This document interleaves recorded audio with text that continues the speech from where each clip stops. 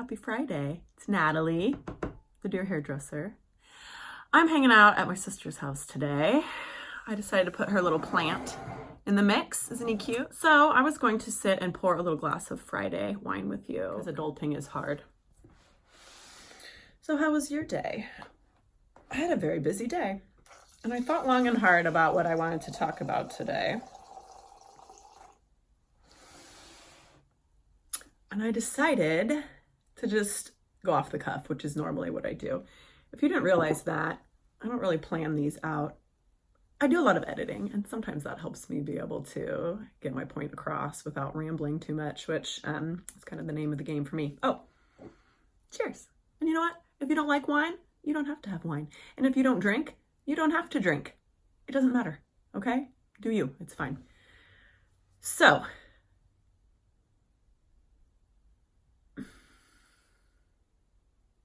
that's it. I want to talk about the idea of creating neutral space in your world, in your brain, in your schedule. And that is time to do nothing. Time to not feel important. Time to not feel like you're needing to be somewhere, needing to do something structured, planned. And that's really important. And I think the reason that that's really important is because we are on a hamster wheel all of the time, and there does get lost in that constant busyness, the idea of like, why am I really doing this? Like, what's the point of all of this? And if you take time to sit back and create space to do nothing, then you have a little more time to notice all of the things that could be going into that time instead of all the things that you're doing already. That's really important. And I've had to practice doing that because I've always associated being busy with being productive. And that's not true. Smart people do the right things, and then they take time to get the energy that they need and take time to think decisively about what's important. And not every task is important.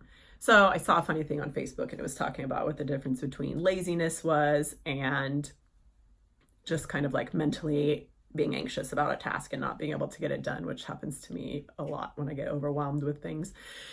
And it said that laziness is when you genuinely don't care if any of that stuff gets done. And I think lazy days are perfect. Supremely lazy days are really important.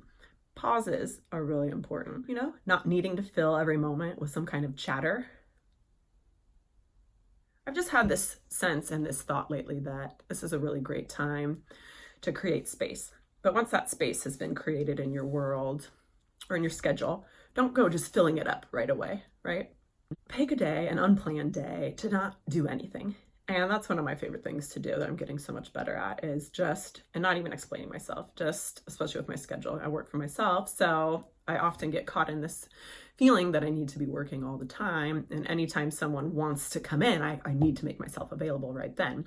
And that's like a fear mentality. And I'm noticing as I'm putting up more boundaries for myself and allowing myself to have these days where I'm not working, that it's working out. And I actually feel better on the days that I am working, and I'm getting more of my stuff done, and I'm not as flustered and crazy all the time.